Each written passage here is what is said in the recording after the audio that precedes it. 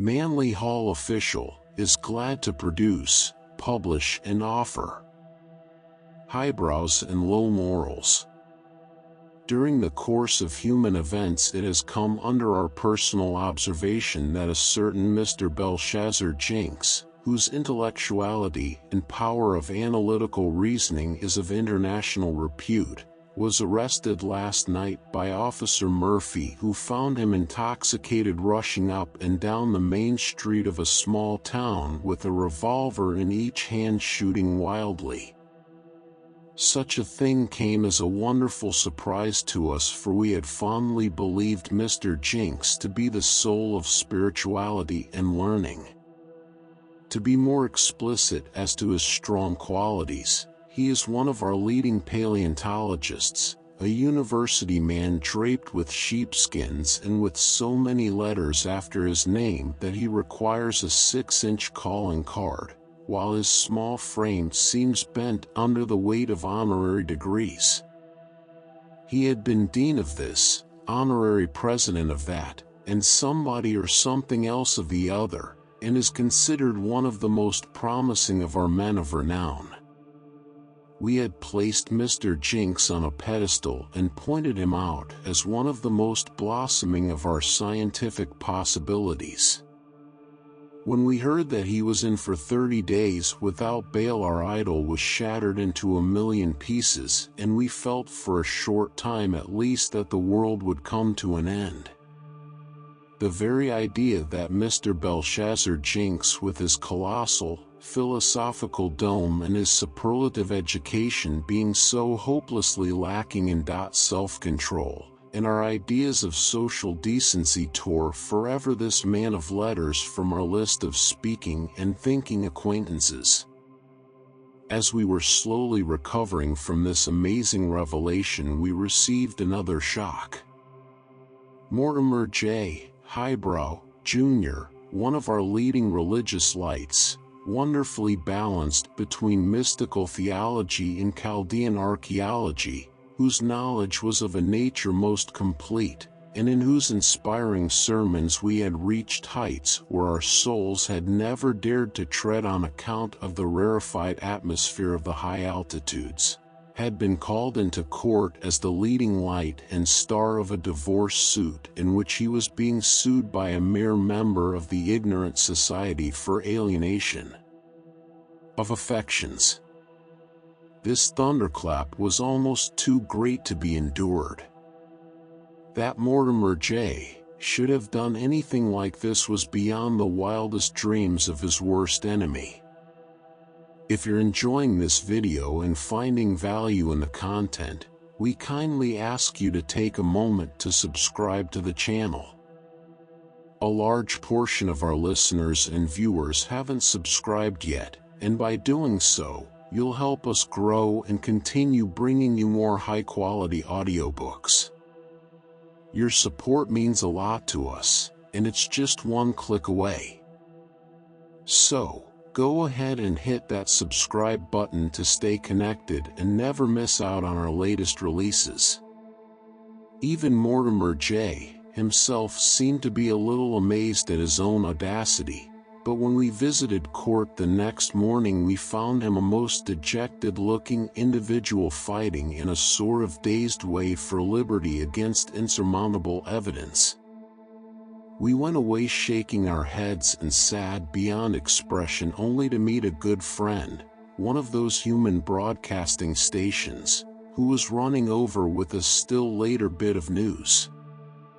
One of our famous occult teachers, whose knowledge of rounds and periods was something terrific and who had worked out by trigonometry the length of a night of Brahma, had just vanished from the light of men for 10 years as the result of a bootleg still being found in his cellar. Our heads were spinning around as one after the other the world's highbrows apparently demonstrated their low morals, but the capping of the climax occurred when Miss Algernita Dewberry, one of the sweetest exponents of divine love, was sued for divorce by her doting spouse as the result of having fractured his skull with a bootjack during a friendly argument.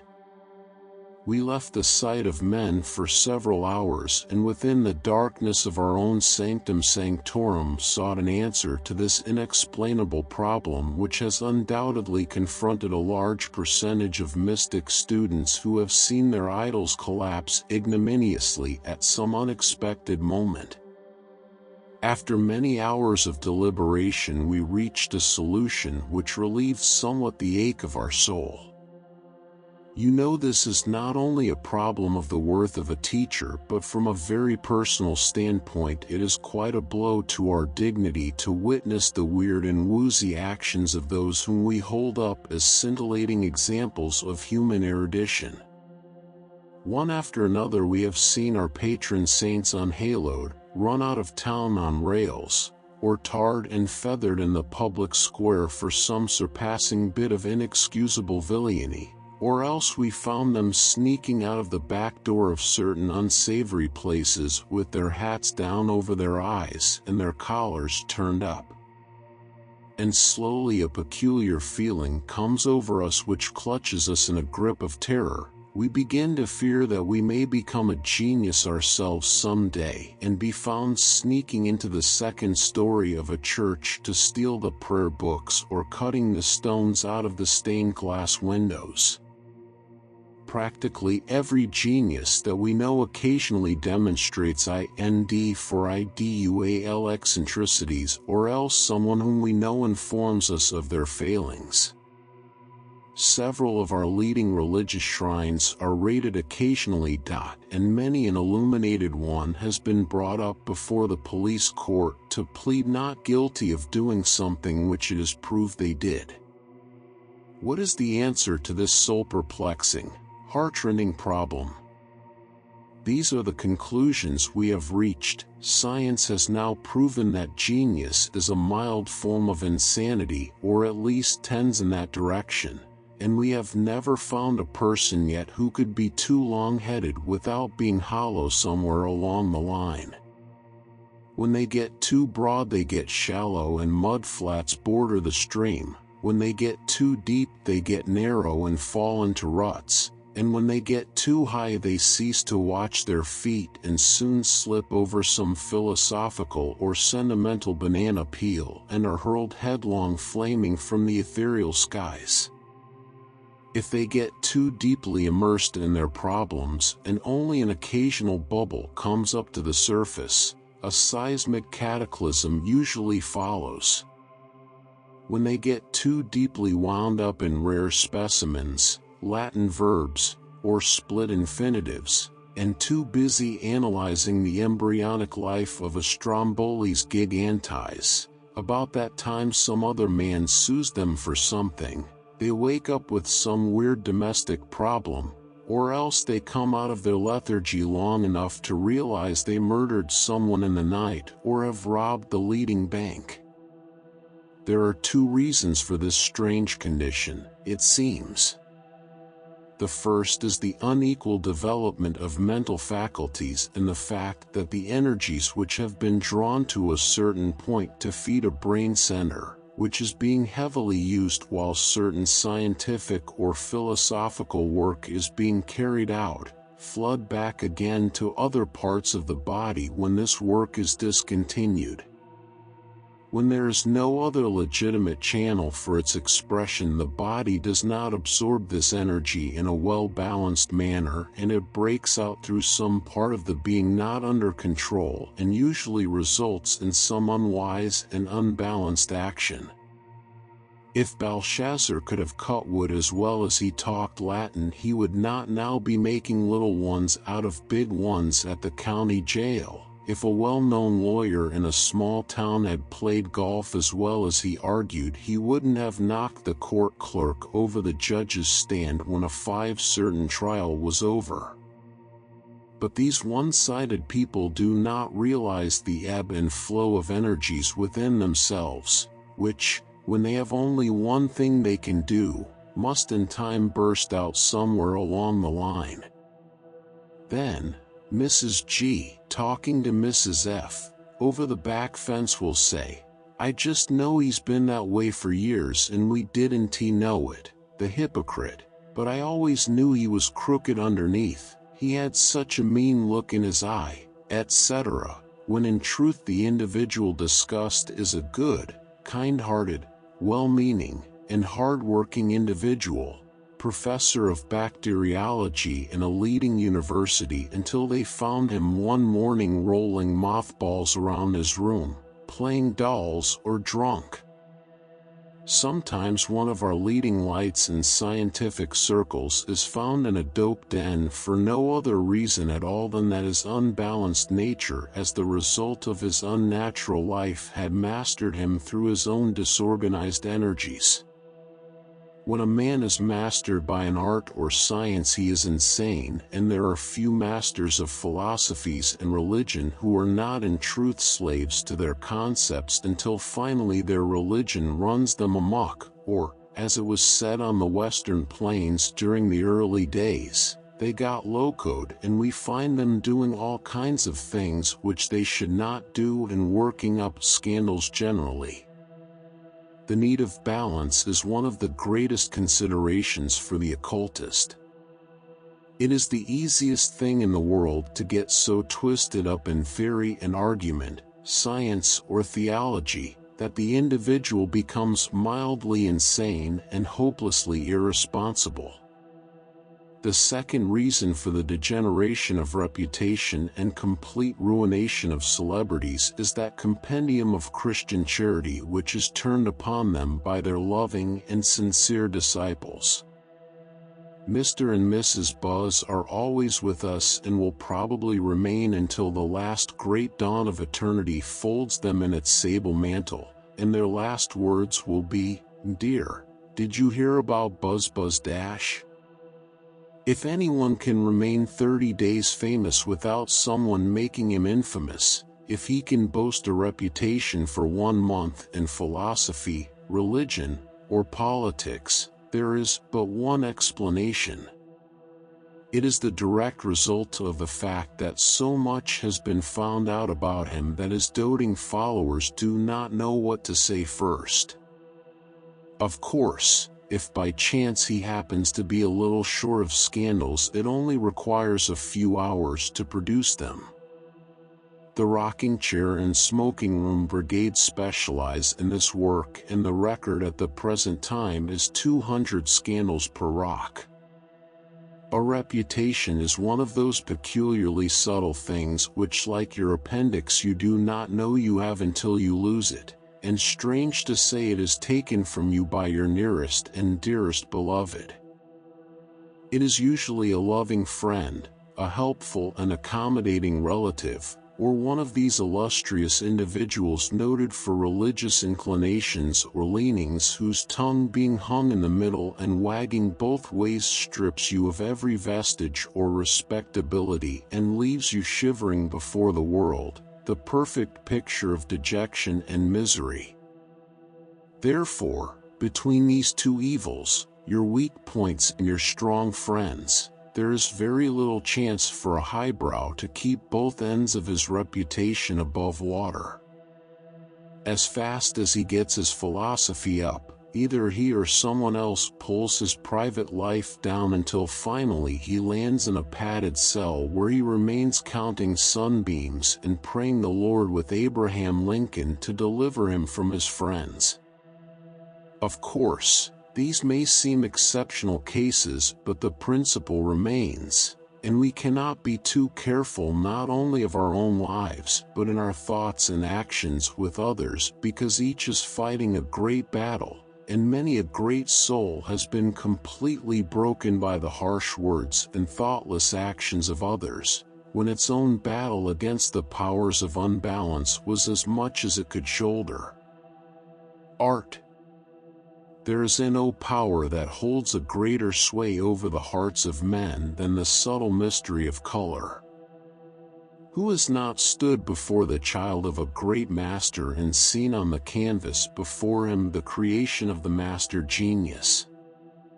Raphael, Murillo, Titian, their souls have left on mortal canvas, traced by the endless motion of their subtle fingers, visions from somewhere behind the veil of human consciousness.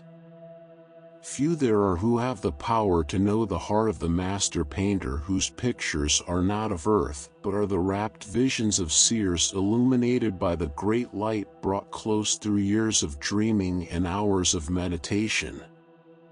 As we gaze upon some hallowed painting, a maiden or some face of Rembrandt, it seems to live, to speak to us from the depths of its gilded frame. We cannot help but feel that art is not of man but of God, that a power unseen works through the master's fingers, a hand unknown mixes the pigments of the palette. There is no power but God, no creator but the one divine, who can blend colors into these mystic harmonies which touch the strings of the soul, and it must be true that God made artists to picture him. There are few old masters today who, like the ones of centuries gone by, have beheld with broader vision the grandeur of the universe, and whose skilled fingers have placed upon canvas and carved into stone the visions that filled their souls. They were the master artists who bowed in reverence before one who with colors no mortals ever used, with the artist's eye far greater than human sense, the hand more skilled than any earthly fingers, paints eternally in colors indescribable life and all living things. He is the genius, and all that mortal artists can hope is to reproduce his art but never to excel it. Who of earth can paint with the colors of the sunset? What artist of mortal school can discover the wondrous pigments that shade the autumn leaf? Where is the hand of skill consummate? Where is the eye which divines the perfect blending? There is but one great artist, and he is the master of the human school, and above all mortal instructors there is one true genius of living art. Today this master lives incarnate in the creations of his students. Through brush and pen he lives, for his heart is ever filled with a mystic harmony which has been expressed by few of this world, as it is revealed in the brush strokes of Guido Rene, in the massive marbles of Michelangelo, or in the simple Angelus of Millet. But there is a more glorious art within the soul of man which paints anew all things of nature. There is a master school which paints not on canvas that perishes but on the living background of the human soul. There are fingers that with the deft touch of the true genius paint again with bright color cheeks that have long been paled. There are souls who bring sunshine again to the dark clouds of sorrow. There are master painters who dry the eyes that weep and with the brush of love remove furrows from the souls of men. Here and there is a great genius who comes to the world to paint that one eternal masterpiece of the gods. In colors rich with light and truth he takes away the shadows from the canvas, and with the inspired touch of genius paints all life and living colors. These are the masters immortal, the truly great artists, who are pupils of that one great genius whose nameless paintings are the basis of all human aspiration. Man, the human violin. All existing things divide themselves into two general classes, objective and receptive. For all times the outpouring, vitalizing power, or that expression which is the source of light, power, and motion we call spirit, the Divine Father, the positive expression of existing things. It is called positive because it expresses mentally, physically, or spiritually animated qualities. It is called the spirit that goes forth, and that which goes forth has always been symbolized as positive and is known as the Father Ray. Opposed to this principle is the divine negative element. This negative element represents cessation of animation, for it is the basis of matter, and matter is spirit, the rate of vibration of which has been slowed down by one of two reasons, either obstruction to the passage of spirit, or else the rates of vibration have so far to go before reaching the end of their wave that the slowing of these rates produces matter.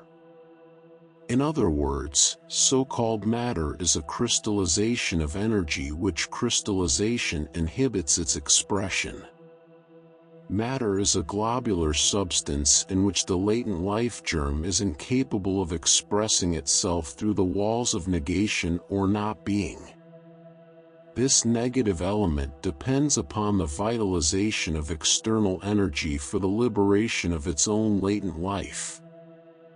Therefore, matter is said to be divinely receptive and is referred to by the ancients as the Divine Mother Principle. For ages, life and the fiery sun globe have represented the fierce, blazing Father, while the verdant, liquid-sustained earth, the reposing place of the spirits of life, has been referred to as the moist and harmless receptive principle of nature, which is known to all students as the Mother of Spirit. All matter enfolds within itself a germ of life. Thus matter is the incubator which protects and, like a wall or shell, surrounds latent life qualities with protecting substances. Matter, being life asleep, is incapable of individual self-expression while in latency. Consequently, it depends upon the life within it for its expression, and matter manifests the state of growth reached by its indwelling, central, flame-born consciousness. For this reason, spirit has been symbolized as self-expressing force, which, striking against the walls of negation, is thrown back from these as are the notes of music from the sounding board of a violin. All the way down through the ages, the wisdom teachings have taught that the unfolding of the body is necessary to the clearness and beauty of the notes of spirit, which is rates of vibration and spirited substance and motion strike this natural sounding board. In other words, we may symbolize spirit as the divine musician, which, in the intelligent kingdoms of nature, is incessantly playing upon and expressing itself through the medium of harmonies which depend for their sweetness upon the quality of matter and its arrangement as it expresses itself in bodies. The same rates of vibration vary in physical expression in accordance with the quality, shape, and size of the instrument which is played. The same rates of vibration do not produce the same sound on all instruments. The same spiritual influx which makes one man a saint leaves another a sinner. The same thing which produces divine harmony will produce divine discord if the instrument is not what it should be. Life expresses itself in the world of affairs in many ways, but its beauty is always limited by the quality of the instrument through which it is manifesting. We cannot see vibration, neither can we see spirit which expresses itself through vibration, but spirit manifests in the world of affairs as thought, action, and desire, and we are either charmed or irritated not by the ideals of the musician but upon the registering of these ideals in the world of concrete things, and this is only possible through a material vehicle of expression. Our daily lives are visible, tangible, comprehensive evidences of things unseen and unknown which can be wholly felt or believed only on the abstract planes of consciousness. The most beautiful thoughts are often unrevealed because the thinker has no words to express them. Most glorious melodies are lost to the world because the one who feels them is incapable of expressing them musically. Man's vehicles of expression must always limit the life, and while he may dream on forever beautiful dreams, if he does not properly attune his instrument he dreams for himself alone, and ofttimes he cannot even formulate clearly within his own mind the dreams which fill his soul. Vibration is caused by the animation of substances and the setting of air or ether in motion. Every word that comes out of our mouths is toned by the mouth. It is changed and often ruined by the shape of the teeth, the position of the tongue, and the quality of the sound box at the back of the mouth. As the rates of vibration pass out of the throat into the various chambers of the head and chest, they produce the various tones which we admire or dislike. Wherever there is impediment in the natural expression of vibration, we have the so-called nasal tone, which is out of tune because it isn't nasal, and the passages being stopped up inhibits the flow of the vitalized energies. The results of developing the cavities in the head and chest are the building of resonant tones which, striking the eardrum in a harmonious way, we recognize as melodies and harmonies, and every known tone is the result of air and motion passing through chambers differing from each other in two things. First, size, shape, and location. Second, the quality of the material forming their walls.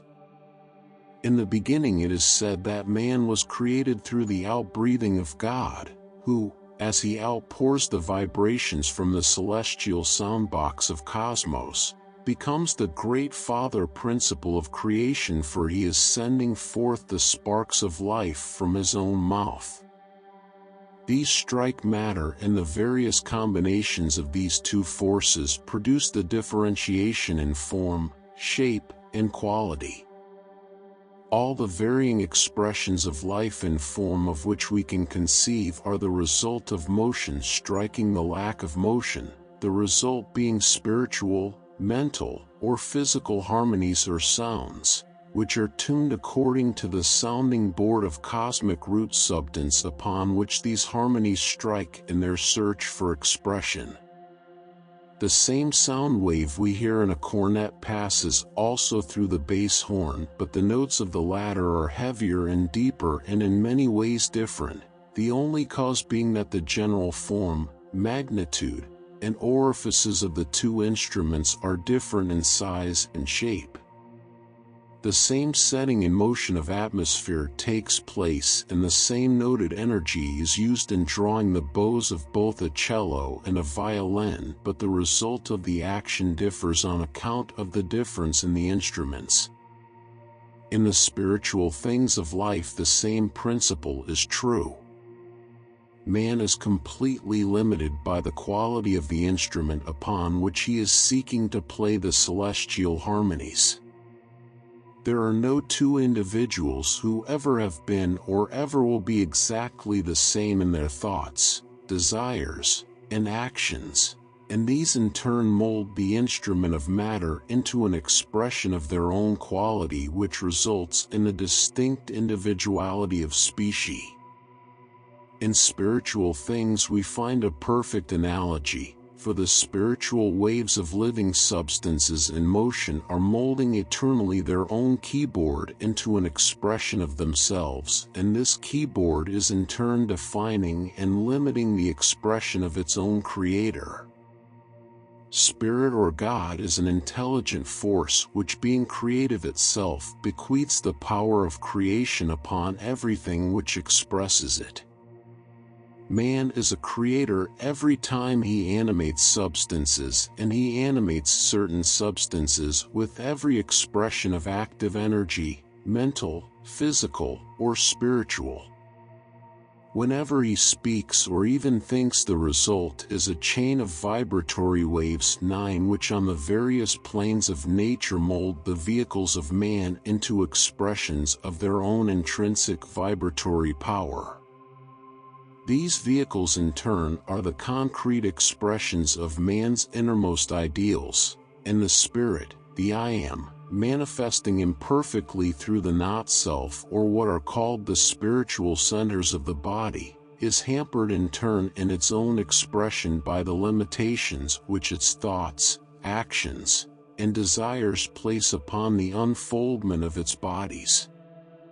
The sounding board makes the instrument.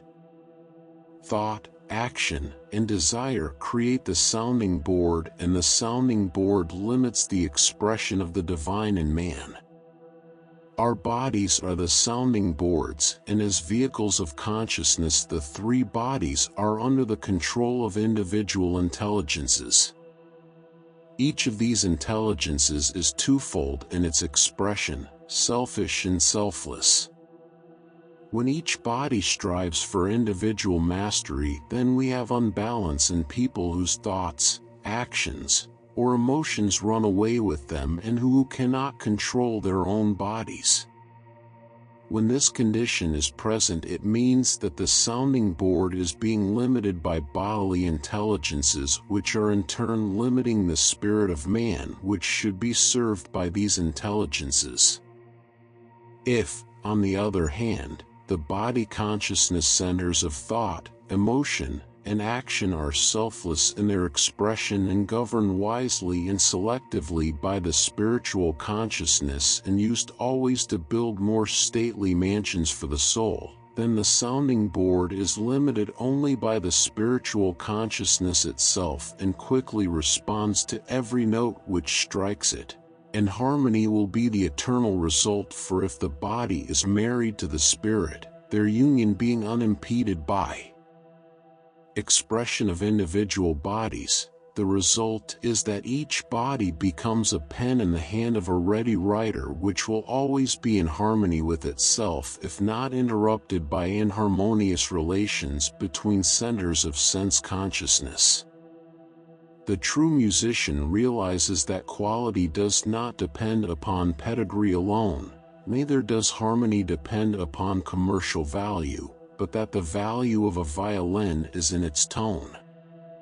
Our bodies are violins upon which the spirit plays varying harmonies and discords until finally they attune themselves with the music of the spheres.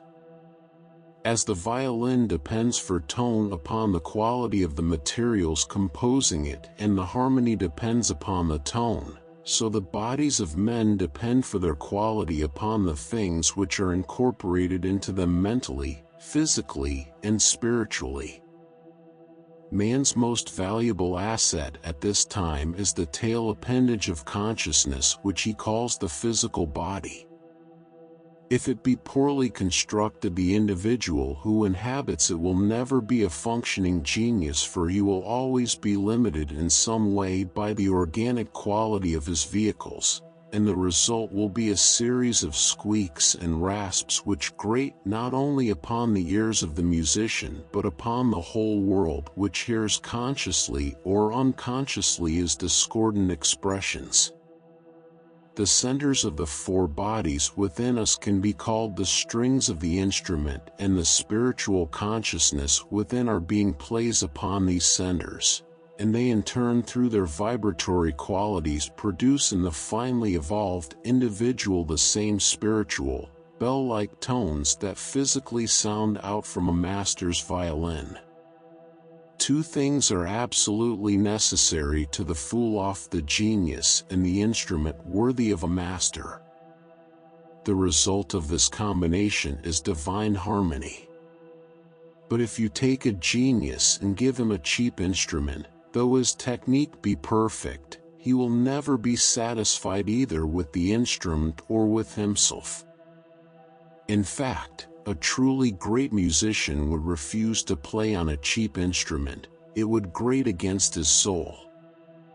Then, again, take a master of music and give him a cheap violin, and there will be within him a repugnance. He is disgraced, for with the soul of genius there comes something else, and although he be blindfolded and not allowed to touch the strings, the master musician will feel the quality of his instrument. Then let us look at it in another way. Suppose you take an instrument worth thousands of dollars and give it to someone who cannot play. Does the value of the instrument make him a musician? No. In all nature, two things are needed: the instrument and the player. These are the basis of all expression, and in nature they are called spirit and matter. The existence of either means struggle until there is a mutual harmony and an agreement of quality between the two. A good body in the hands of a sleeping spirit is like a grand violin in the hands of an amateur. A beautiful soul in a shapeless body filled with inharmony and discord is likened to a master with a cheap instrument. The result is always inharmony. Many instruments look alike, but they are not, for many lack the soul of the maker. There are two ways of making instruments. There are those just made to sell, maybe turned out at the rate of 50 a day. They look just like the greater instruments that it has taken a lifetime to build, but they are not the same. Then there are the instruments made by those who love their craft, who labored for the joy of building, and who raised these children of their souls with the same tenderness and care that loving parents bestow upon their children. For the great musicians love their instruments, and the great makers feel that they have built gods. In the same way, there are two kinds of people living in the world. There are those who work as fast as they can to get things done.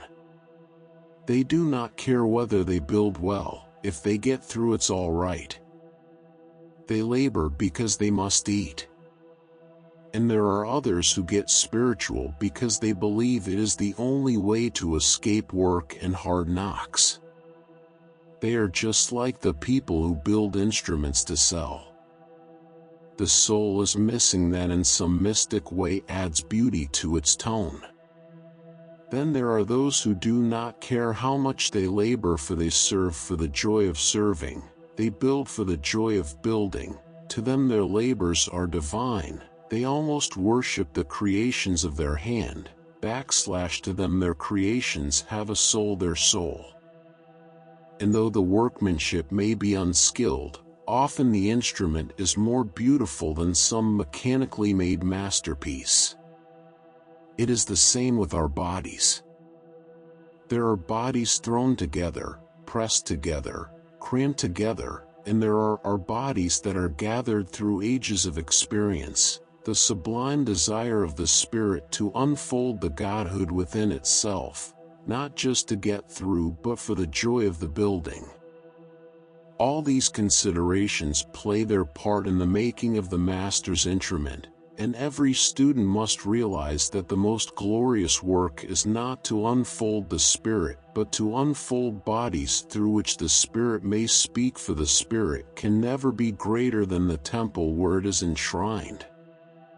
There can be no soul where there are no bodies, no life where there is no shape, no color where there is no substance.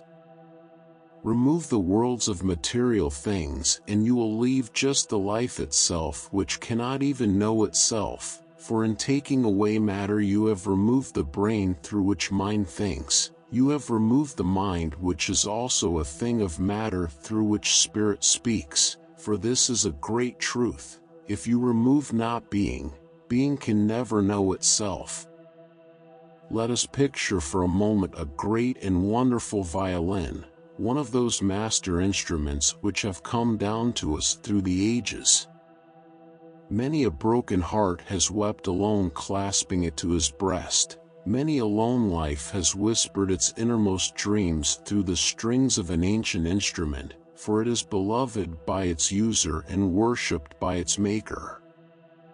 It is said that Stradivarius, probably one of the greatest known violin makers, expressed himself in the following way: God made Antonio to make violins.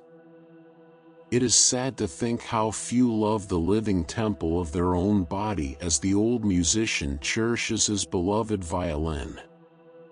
It is said that Antonio Stradivarius made his greatest violins from the bell-post of an old church, and that the wood was many years old when it was cut 11 down, for it is known that great violins are made out of wood that is seasoned.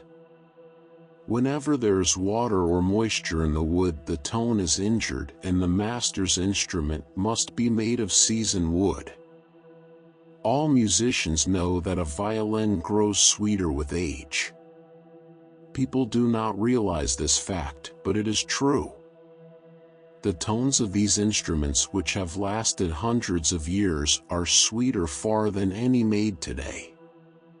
For the tone changes, every hour it grows mellower and sweeter, and the old violin weighs much less than the new one, for it has dried out until it is merely a shell devoid of self-expression. It is nothing but a sounding board which registers each fine vibratory tone. Now the spiritual consciousness of man is a very peculiar thing. Every expression of the bodies is sharp and harsh until finally with age the spiritual consciousness of man becomes master of the selfless body. It is experience, growth, sorrow, the things with which man battles through the ages which mold the body and the mind into the more seasoned and spiritual instrument. All the outside contacts of life build certain qualities in man, and as he wanders through the ages the instrument of his body grows sweeter and sweeter as in spiritual powers as he grows older and older. The soul and the body of man are mellowed through the ages like great violins. The rough edges, the false tones, the selfish phase of the instrument, the great I am, are nothing more or less than a drop of water in the wood, a bit of resin which is the sour note all through the ages, until at last after experience and growth and bitter sorrows the self part goes forever and the soul is all that is left. The bodies have gone and from them has been born a wondrous, selfless thing, the true companion of the self, and this is the divine instrument of the master genius, and upon the strings of its selfless sounding board he plays the harmonies celestial. The world is filled with people who grate upon us and who seem unsavory. The explanation is this: the instrument is new, and it has not been mellowed.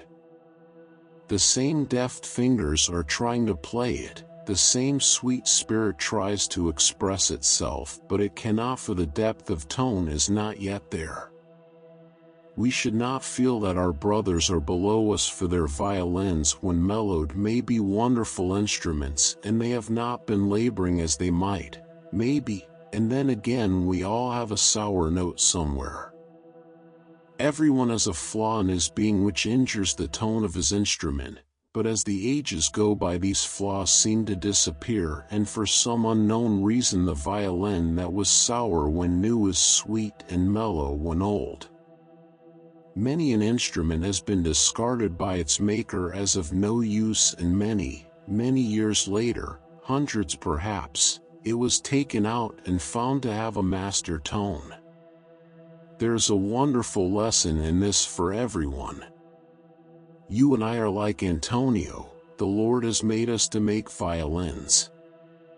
Like Antonio, God has given us the work of making bodies. Each complex organism is a master's labors through the ages. It is the eternal problem of spiritual consciousness, and someday in the mystic future we shall learn to make a perfect instrument. Many people do not think, oftentimes they do not want to think, they do not like to feel the responsibility of creation rests upon them. And yet it does. It is our duty, and each of us must build a master instrument which is to give perfect expression to the genius within his own soul.